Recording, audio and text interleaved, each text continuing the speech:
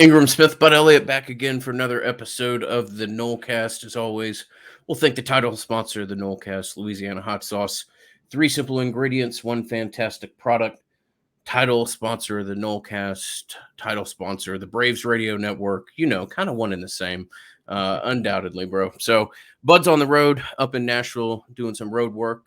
So, we may have a little bit of a different both video setup, and we're working with a hotel Wi-Fi, so that could hit and miss as well. So forgive us if there's a blemish or two on this, but interesting little conversation that we have both about the NC State preview and also a lot of things not necessarily tied to the game on Saturday. So let's jump right into it. There's a decent amount of stuff for us to cover. Yeah, man, let's go ahead and do this thing. So you want to go game first? You want to go the transfer of Chubba Purdy? You want to go a little recruiting? You want to go A.J. Duffy returning home there to Cali? Where do you want to go with this? Let's do Purdy quickly. I mean, that's happened a couple days ago now, and stuff ages particularly quickly when there's this much media options. So we won't bore you with a ton of conversation on it. But let's hit that. Jump into some recruiting news. Most of it pretty positive, in my opinion. And then we'll jump into some game preview and maybe hit a listener question or two before we bounce out. That works for me. So Chubba Purdy this year, very minimal reps, played a little bit against UMass. He's a kid who came in, was a member of that 2020 recruiting class, which was the first class that Mike Norvell signed. As we've discussed on this podcast many times, if you sign a recruiting class in your first couple weeks on campus, like Mike did in 2020, like Willie did in 2018, like Mullen did in 2018, like Jimbo did in 2018, it is more than likely going to suck. There is oftentimes a reason why you're getting some of these higher rated players. And in many cases, it is not a good reason. Not always, but on the average, your attrition rates are going to be sky high. If you signed a good number of players in that kind of top 500 range, I think only 2 of them start. And Purdy is now gone out of that mix. He's a guy who got hurt almost immediately upon campus. Surgery, and he had to have another surgery, right, to get something cleaned up with that collarbone shoulder thing that was going on. He was away for the team for a while, then he came back, and then allegedly it was all kumbaya, but I don't know that it ever was, to be frank. And I think that just here's what I got from the guys I talked to. Purdy thought he should be having more playing time and wasn't getting it. Now, personally, I don't think Jordan Travis played very bad against Clemson. It's Clemson. You can't block them. You're playing with a bunch of guards who are, if it's a video game, they're on like 30% life, right? I mean, they can't block him. Clemson's able to get pressure with 3 and drop 8. Purdy is demonstrably not even one of the top 2 quarterbacks in practice. Like Milton looks better than he does in practice. So I don't really think you're going to put him in against Clemson. This is where this part of the story, I think, ties in a little bit with the game this week, because there is a major flu ripping through Tallahassee right now. They have canceled the baseball Garnet Gold scrimmage. They have canceled the swim meet.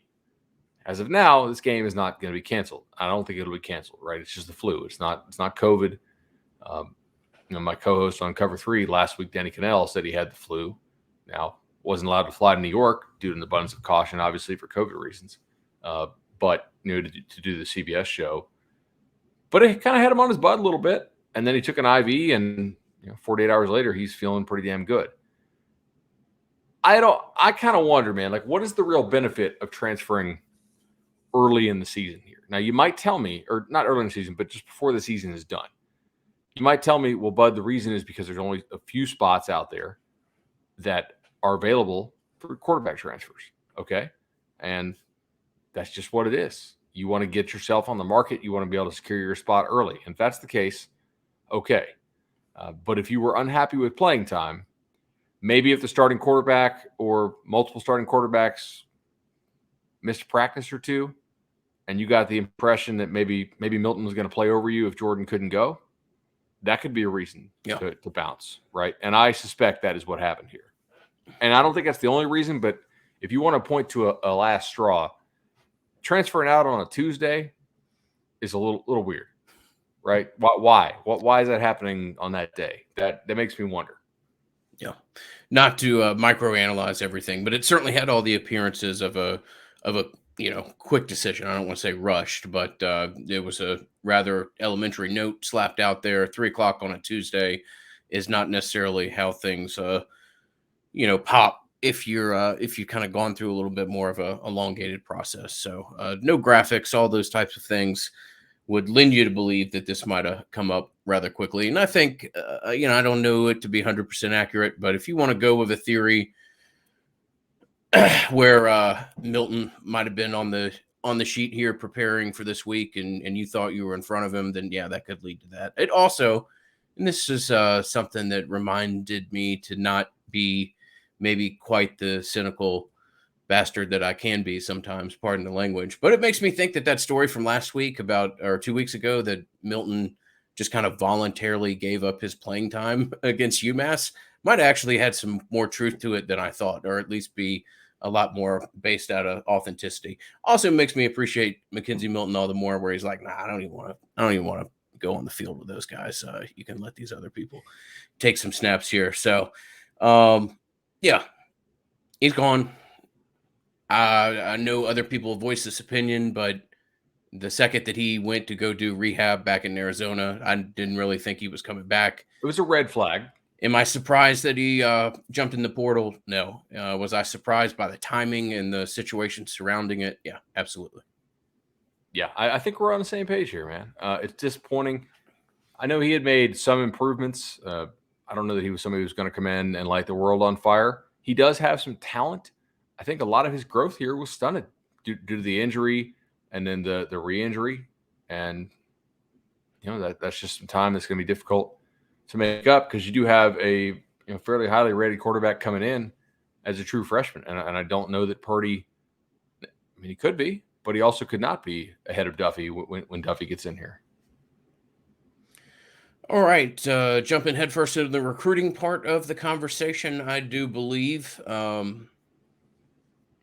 right, bud, here's something. This is fun. I'm excited to talk about this.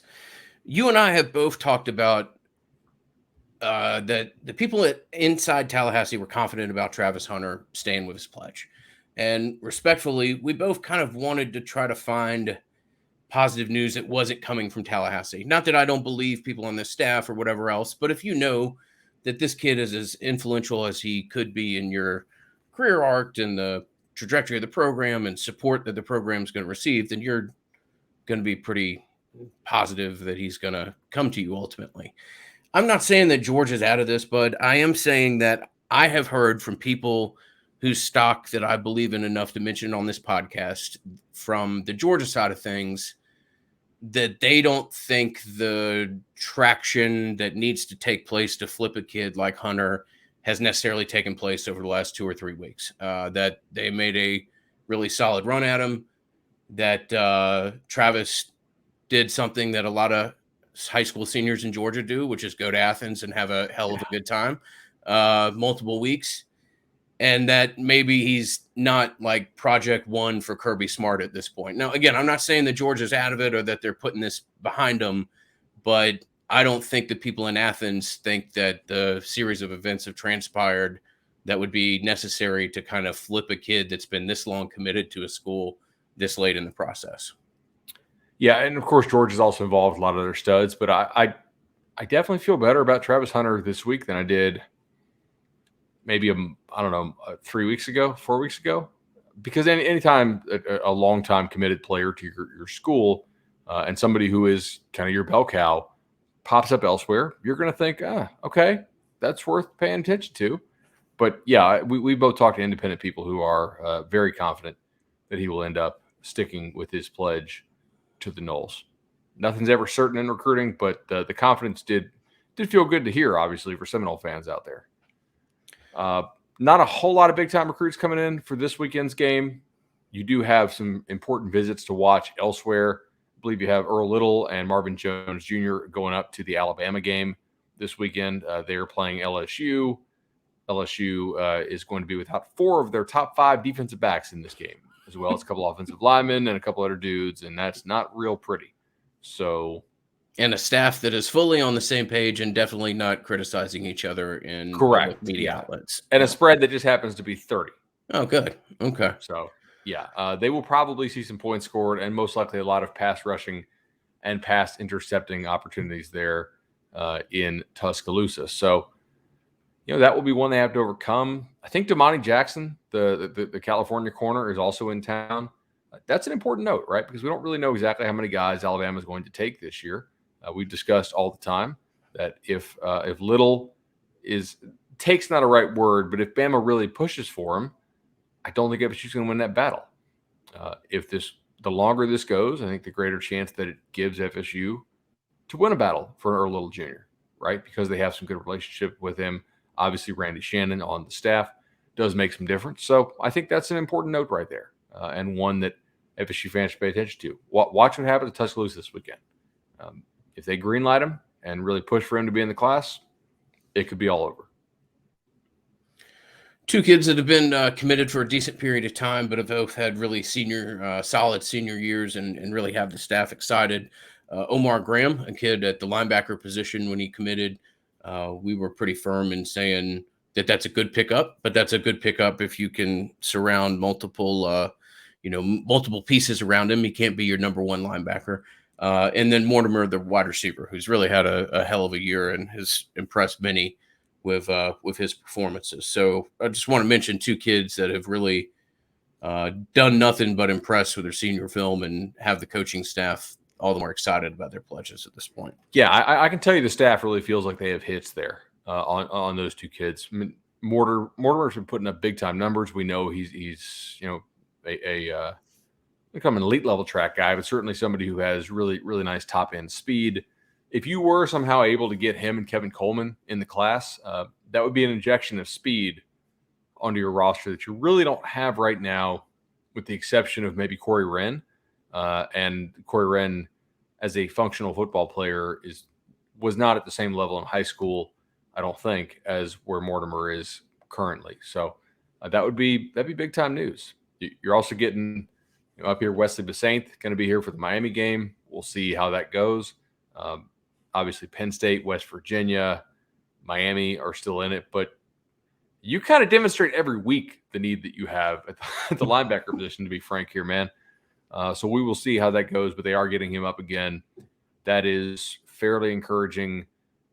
It's also kind of JUCO season, getting late on JUCO season, but there's maybe a couple kids out there that are still evaluating on the JUCO side of things. We'll see if any offers come from that. Kind of a weird year for JUCO, because if you recall, they had all that COVID waiver stuff to where they waived all the SAT stuff. So some of these kids who were like single year JUCO normally, they actually didn't have to go JUCO. They just went to a school. So we don't necessarily have quite the JUCO crop that we normally would have for the reason that a lot of these kids who don't have a test score were able to just get into a school because the SAT stuff was waived by the NCAA due to COVID. So we'll see what they're able to target and pull out of the junior college ranks. And clearly they're going to have to go portal as well, which is not necessarily a negative thing. They have built a great, but at least good reputation, right, on the portal with guys like Jermaine Johnson, Fabian Lovett, Devontae Love Taylor, Gibbons. They've had some pieces that are decent players and some pieces that are really good players. They've also had some misses, but look, kids don't really pay attention to the misses as much. They pay attention to the hits because they're always going to believe in themselves and think they're the hottest thing out there, right? And if you have some good examples to point to, hey, we understand how to assimilate transfers into our culture. That's a big deal, and they may be able to pull some stuff off there with the transfer portal. I do, by the way, still expect Duffy to early enroll. I don't know if we went over this, but I know he told our Greg Biggins that he had, I think, dislocated one of his fingers on his throwing hand. IMG plays a game in Canada this weekend, which is kind of a nothing game, I think. And then they also play, I believe, St. Francis, which is a team from Baltimore, which is really, really good. So I'm sure he has to be bummed to be missing that game. But apparently he did injure himself. That's why he's no longer on the IMG roster.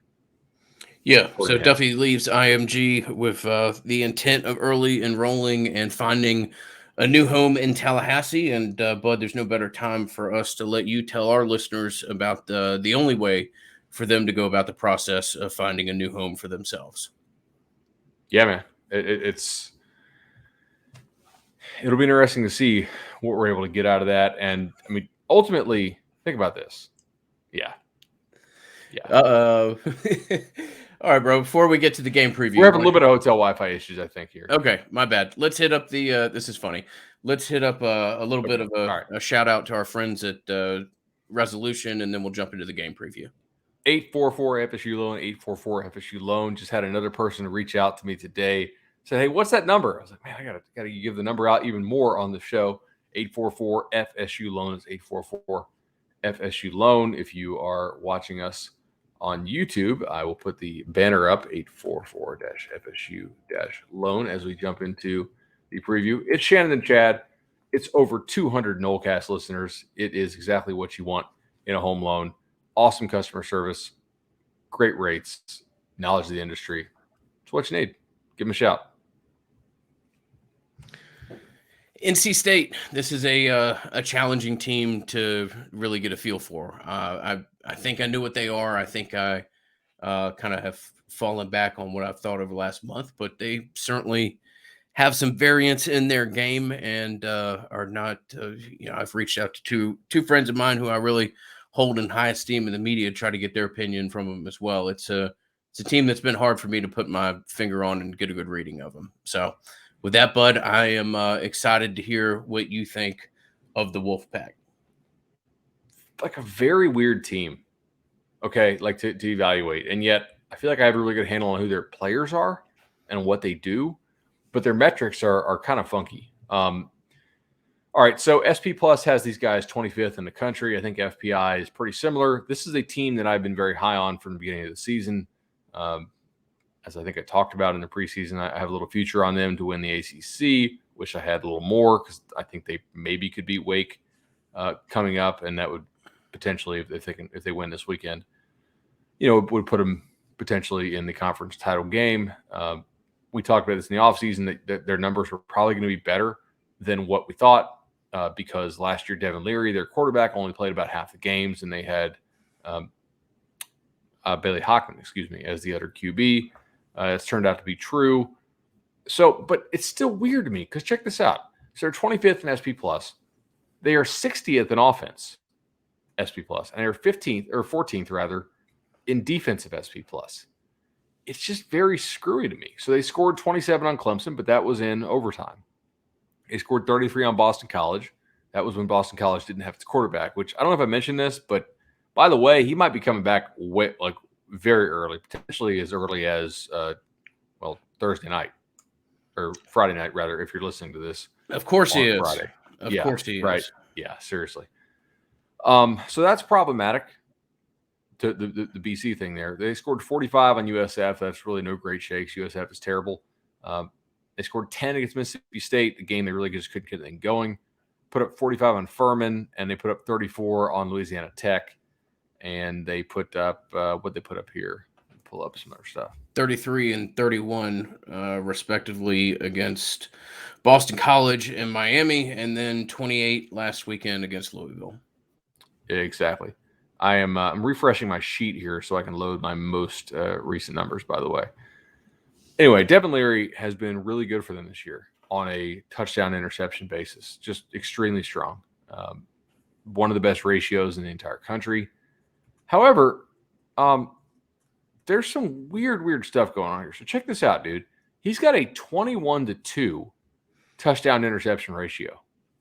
That's like one of the best in the history of that school, right? Probably Russell Wilson or Phillip Rivers would maybe be the other guys, but I kind of doubt it. All right. An adjusted net yards per attempt of 8.1, which is good. It's not great. Sack percentage of 4%, which again is not terrible. Not amazing, but not terrible. Gets rid of the ball relatively quickly. Completion percentage of 66. So tell me why their passing success rate is only 70th, and their passing efficiency is only 71st, and their passing explosiveness is only 64th. It doesn't make any sense to me. And so I went and looked at this, and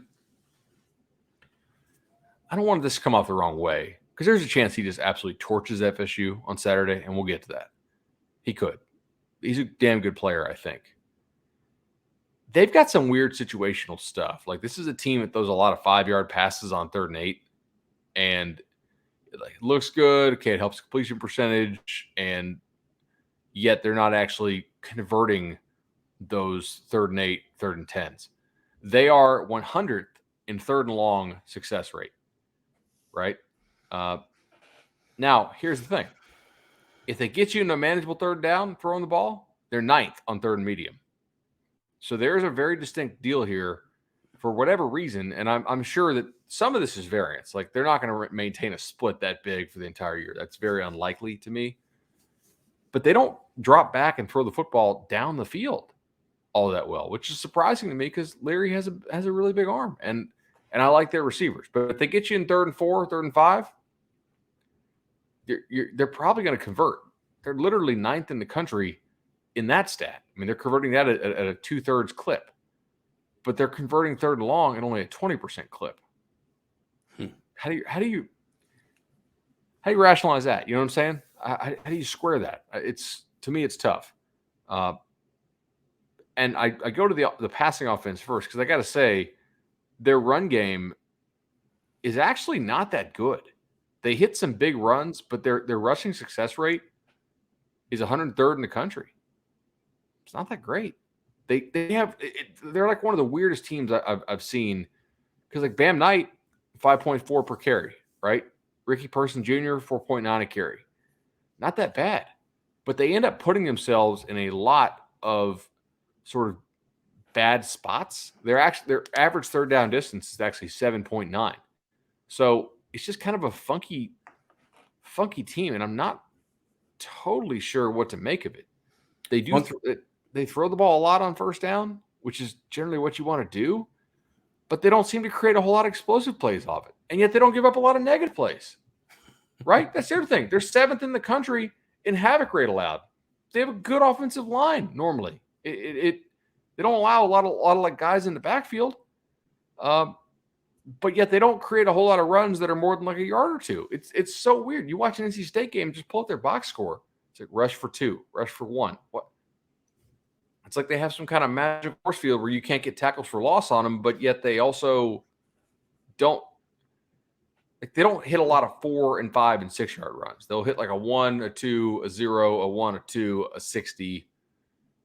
It's very inconsistent. And I am just left watching them and thinking they should be better than they are because there are a lot of nice pieces here to like. But they just do some stuff that just kind of kills them, man. Some of it I think is coaching. I don't know if I love Tim Beck as an offensive coordinator. And they also, one of their kids just drops the ball nonstop. Yeah. If you watch the Miami game, they should have beaten Miami. Devin Carter's the kid that if you watch that game, you almost wonder if someone in organized crime didn't get to him before the game or something like that. I mean Miami was nowhere near this kid on these balls he dropped. Like he was wide open. He was going to run forever. Yeah, looked like 88 was all but dropping it intentionally. Emeka Emezi's a pretty explosive wide receiver. It's a lot of fun to watch. Thayer Thomas is the stereotype of the white, shifty, solid receiver that is a guy who just seems to catch it at 5 and turn it into 9.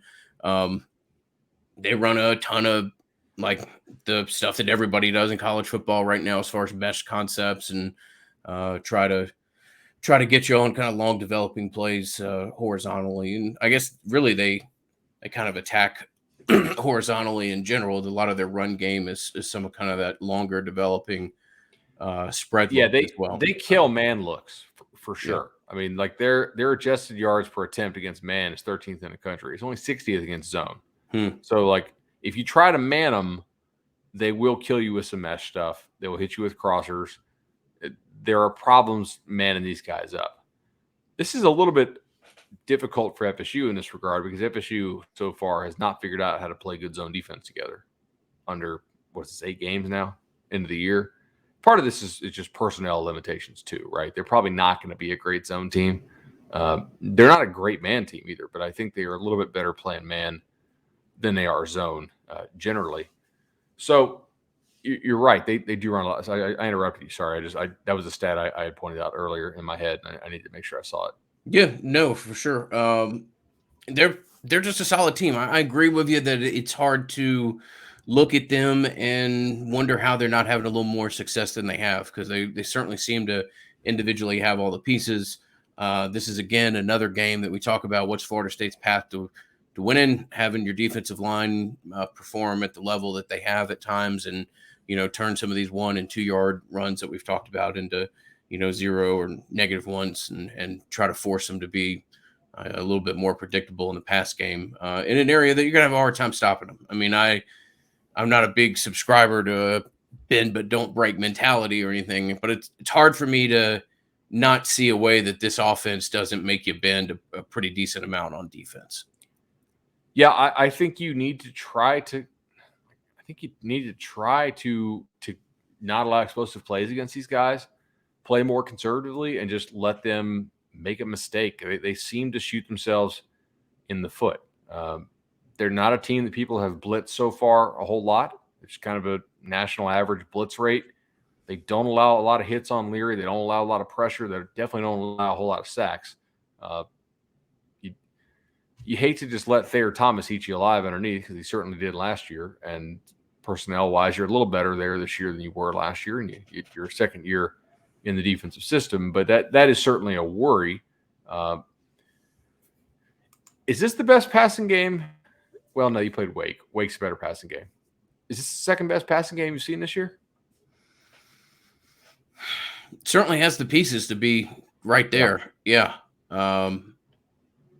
If they're clicking, Wake has been very good this year, and I think there's a inherent want in all of us to kind of detract from what they've done in general, just because it's Wake Forest. But these guys are awfully close to Wake. They really are. And again, if the pieces click, then this will be the best passing offense that you've seen, and quite possibly the best passing offense that you will see all year.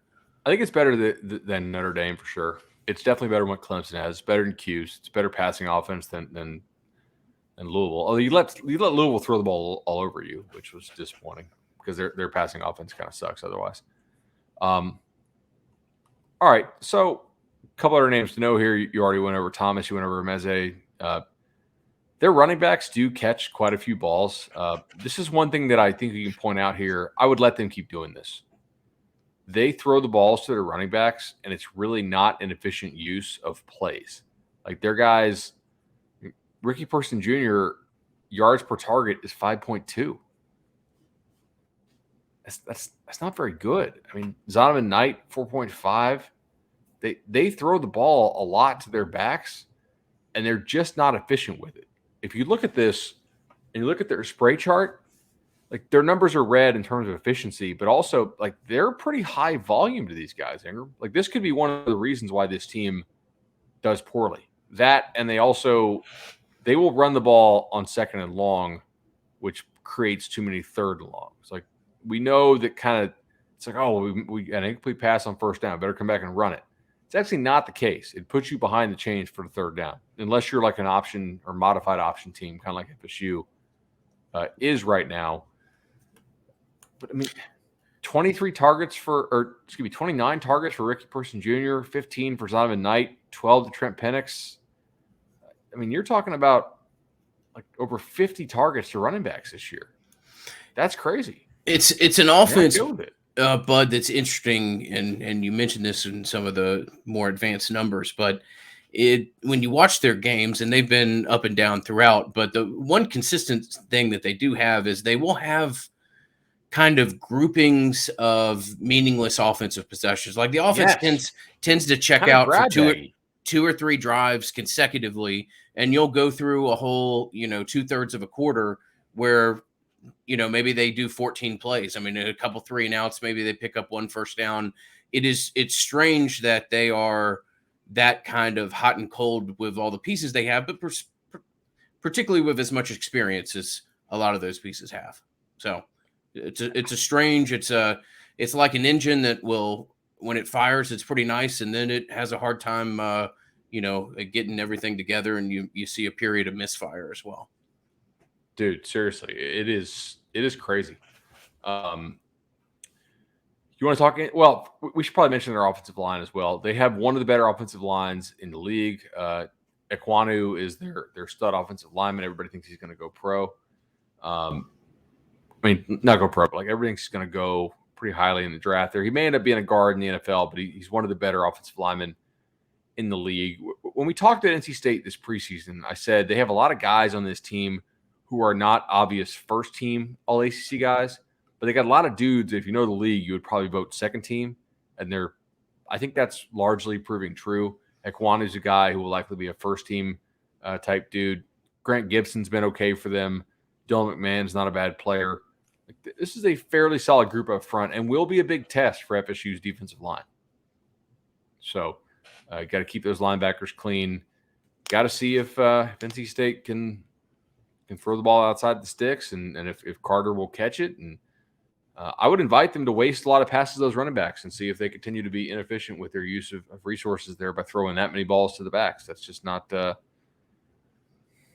it's nice in theory, but in practice, it's just not very efficient. Mm-hmm. All right. You want to talk defense? You want to go congruity? What do you want to do? Yeah, let's talk defense real quickly. It's another group that kind of messes around with the in vogue defense that we talked about last week. Kind of what is born out of Iowa State with some of the 3-3-5 looks and stuff like that. It's implemented last year, I believe, for the first year, and didn't necessarily have the most stellar of results, but looks to be a much better unit this year. It is. They're also an interesting defensive unit because like when I watch them, I don't feel like their defense is that damn good, and yet their results are very strong. Like it's almost the opposite of their offense. I feel like I'm watching their offense. Okay, they got some nice pieces here. This is going well. This is going well. This is going well, and ultimately, just not clicking. Defensively, they've been really very strong in almost every area. They are exceptionally good against the run. They are tremendous in success rate overall, run or pass. It's hard to consistently move the football on these guys. They have great size up front. They play with decent leverage on the ball for the most part. So here's their defensive stats so far against the run. They're fourth in rushing success rate. They are second in the nation in stuff rate, which is stuffing runs for 0 or negative yards. That's pretty nice. Number one in power success rates. If you're bad in short yardage, unlikely to be the team that you will all of a sudden start converting a bunch of short yardage plays against. Now, defensively, on the pass side, 12th in passing success rate allowed, 7th in passing efficiency allowed. So where do you attack these guys? A couple ways. And I'm not really sure FSU is equipped to do it, but we will see. One way they are, the other way they're not. NC State is kind of leaky on early downs with the explosive plays. When teams have gotten them, it has been largely off play action and balls over the top, right? They are actually 114th in the country in explosive plays allowed on early downs. That's a weakness. They trigger downhill against the run aggressively. Kenny Dillingham, Mike Norvell's job this week is going to be to try to create explosive plays, get those big plays over the top, get those seam routes down the field, try to spring guys open off play action, use that eye candy, use motion, make sure they respect the legs of the quarterback, and then try to throw it over the top. Because you're probably not going to have much success driving the ball on these guys, even with some of the other factors I know we'll get to in a minute. The other area where they're not that great, to be honest, is kind of like their offense. They are good, but they're not great on third and long, fourth and long stuff. For whatever reason, maybe they just don't have a premier, and knock on wood here, because against FSU they could all of a sudden develop one. But dude, it just feels like they don't have a premier pass rusher type or real lockdown corners on the outside at this point. And so teams have been able to drop back on 3rd and 7, 3rd and 8, and actually do a decent job against these dudes. It's kind of funky. They also have been pretty damn bad on goal-to-go situations. It's a limited sample, obviously, even though we're 8 games in. It's always been a limited sample because you don't have that many goal-to-go situations, typically 1 or 2 a game. but they have not done a great job keeping people out of the end zone once they get down to the goal line. It's kind of interesting. They're not a super heavy blitz team. But like, it's funky, man. It's weird to see what they do. Yeah, it's a solid unit. Like you said, pairs fairly well with some of Florida State's offensive strengths, and it will be curious as to what you can do. Like you said, some of the early shot plays. I do think that you can try to be creative and create some looks with Cam McDonald again, depending on how you set up some of your screen game and other looks like that. But I think you're gonna have to try to labor. And again, this is another game where if you win this in your Florida State, I think you have to try to win a college football game by what I consider like a 1997 score. You got to try to win 24-21 or something like that. And it will be very interesting to see if you can do that. Before we get to the predictions and some listener questions, we'll thank our friends at Congruity, as we are fond to do. Congruity, doing nothing but making your business as optimal as possible, as they have for ours, as they have for 4 or 5 partners now. Congruity is highly customized HR solutions designed to enhance your brand, save time, save money, and reduce business risk. If you wish to get in touch with Matt Lewis and his team, you can contact them via phone at 844-247-4100. Again, 844-247-4100, or reach out to me, and I am more than happy to put you in touch with Matt. So again, congruityhr.com, and a big thank you to them for the support they give the Nolecast. All right, so individual defensive player talk. There is a guy who FSU fans are pretty familiar with named Corey Durden, who has had a nice year for NC State. Daniel Joseph's another guy you need to know. Tanner Ingles having an okay year. The most important thing that you need to know here is that NC State is actually missing 2 of their best 3 linebackers. They're missing Peyton Wilson, and they're missing Isaiah Moore. And I do think that has limited what they can call in recent weeks. Now, they did a nice job of creatively hiding the lack of those linebackers against Louisville, and were not able to be hurt by Louisville. Miami, however, really took advantage when Moore went out and pressed the gas pedal, and were able to really get down the field and take advantage of that a little bit. Miami throws the ball a lot better than FSU does. FSU's offense is probably more analogous to what Louisville does, right? With a kind of a non-passing quarterback. It's not fair to Jordan, but a quarterback whose greater strength is his legs than his arm. So we will see how FSU takes advantage of that. They have got to find ways to exploit NC State there. NC State's also had an injury in the secondary with Cyrus Fagan, who played early in the year, the FSU transfer, but has since, I believe, out for the year. So they have definitely suffered some injuries on the defensive side of the ball. It'll be up to FSU's offense to see if they can stalemate what is still a pretty damn good defensive line, and who I assume be a motivated Corey Durden, who, whether you like the guy or not, when he's motivated, he's a good player. Although when he's super motivated, he makes some really crazy penalties. The Miami game. Yes, exactly right. So we will see if he can play with his emotions in check. That's always tough for him. But that's going to be one of the keys to this game, is can you find a way to pick on some of these weaknesses of NC State? It's going to be tough, man.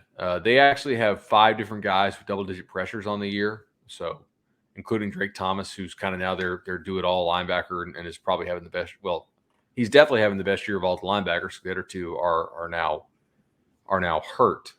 They have not hauled in a ton of interceptions on the year, by the way. That's the other thing. Like they don't turn the ball over a lot themselves, but they also do not create a ton of turnovers defensively, which is probably the utter disconnect that you see here. Their defensive numbers, if you believe turnovers are luck, but also somewhat correlated to how well you play, they only have 4 picks on the year, I believe. So there is something to be said for turning some of those passes defensed into interceptions. And I would assume that's coming at some point. If you're a Noles fan, you really hope that this weekend is not that point. Anything else you want to touch on before we get predictions? The flu. Probably need to talk about that. Yeah, I mean, we certainly mentioned that That some at the predictions. beginning. I Challenge, think it's man. been a very disjointed week of practice. It's been a very disjointed week. I've mentioned numerous times that this is a hard team to predict at times as far as what you're going to see on the field on Saturday based off some of the reports that we've gotten on Wednesday and Thursday. And I expect this to be, that example on steroids. It is, it could be something that in another 24 hours you're in a decent place with, or I guess another 36 hours. It could be something that we look at on Saturday and in retrospect Saturday night and realize that Florida State fielded a roster that had no chance to beat NC State at all. I mean, it's very dependent upon exactly how widespread this is. And if it's as all encompassing as some of the conversation, particularly yesterday, then Florida State could have a hard time. But you're just going to have to see what it looks like on Saturday and see how full of a roster you could throw out there. I will say, because of when this flu hit, right, it is possible that you actually have a fuller roster than some of the doomsday folks think, but also a roster that did not get to do a whole lot in practice this week, if that makes sense. I mean, if you miss practice on Tuesday, Wednesday, right, and you happen to be a quarterback, if you don't have COVID, if you have the flu, there's a pretty good there's a pretty good chance you can get some IVs and you can be ready to go.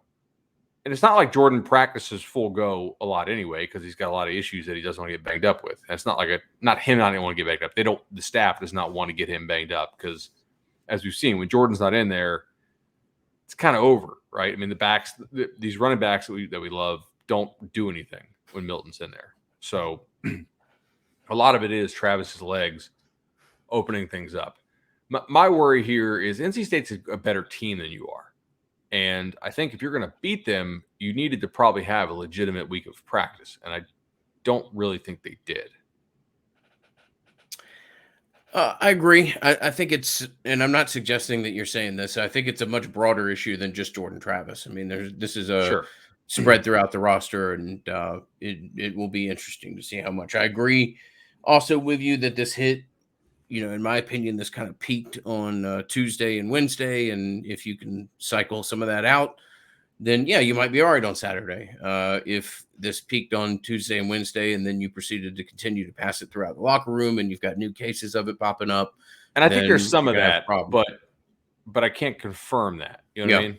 Yeah. Like, I think some of your bigger names had it Tuesday, Wednesday. Yeah. As far as prediction, I'll go first.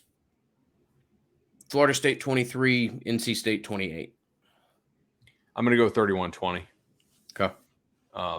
NC State. It's an interesting game, man. I actually could see FSU win this game. I think it's unlikely.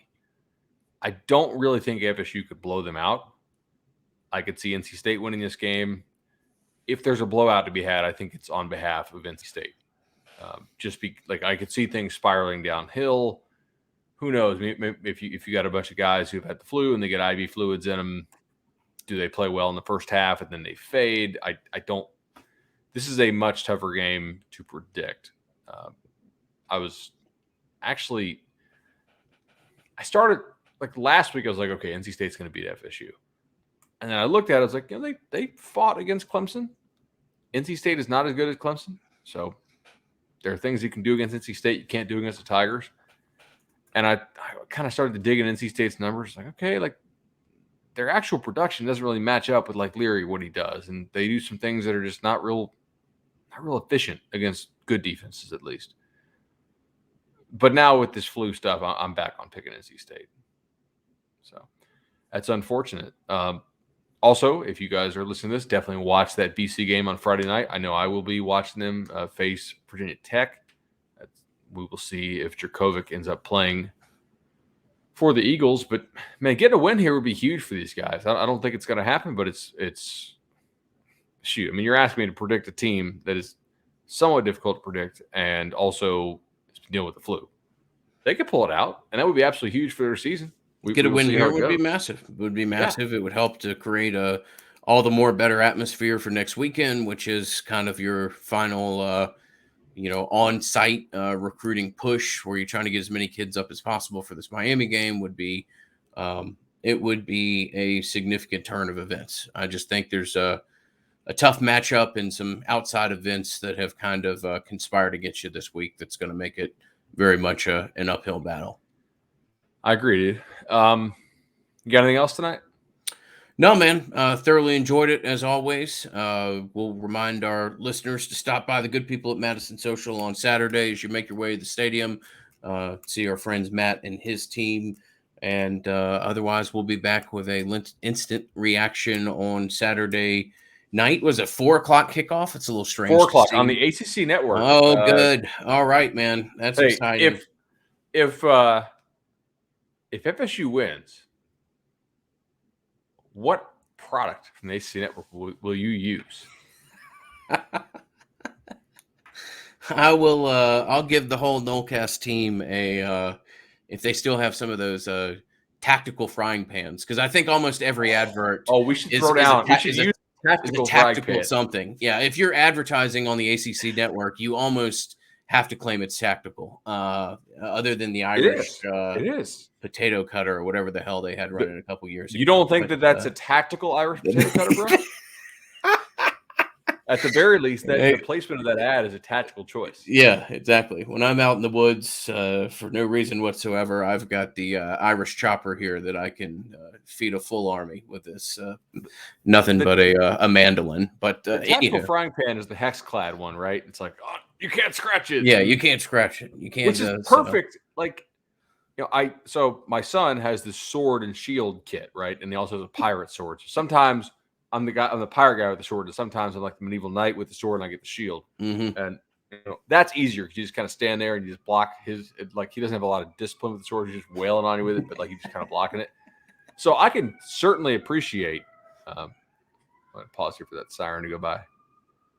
I can appreciate if you are in the woods, and a person with like a buck knife comes at you, and you need to use that thing as a duplicate shield, or maybe a bear claw. Had they tested that on the commercial? Exactly. They don't show a bear claw trying to scratch you, right? Wait till you tell the bear that he has picked the wrong hombre. Nobody else is rocking a tactical frying pan out here. Taste this tactical hex clad right here, bro. All right, yeah. If FSU pulls this upset off, we can expense that, right? Oh yeah, our accountant listens to this show. It will be gifts for everyone. And sorry to ruin the surprise, accountant, but you've got everyone involved with the Nolecast. Yeah, you've got your own tactical. Not all listeners. No, I don't. We could not afford to buy 2 million. Don't have the ability of that, and I'm not taking out the commercial loan to do it. So also the shipping cost. Yeah. No comment. All right, y'all. Enjoyed it. Looking forward to Saturday. Be great if you get a victory, and great that we'd be able to do a instant reaction tied to it. But we'll be here either way, and very much look forward to Miami week next week, and we'll be with you as we prepare for the final stretch of the season here. Thank you as always. This has been the Nolecast.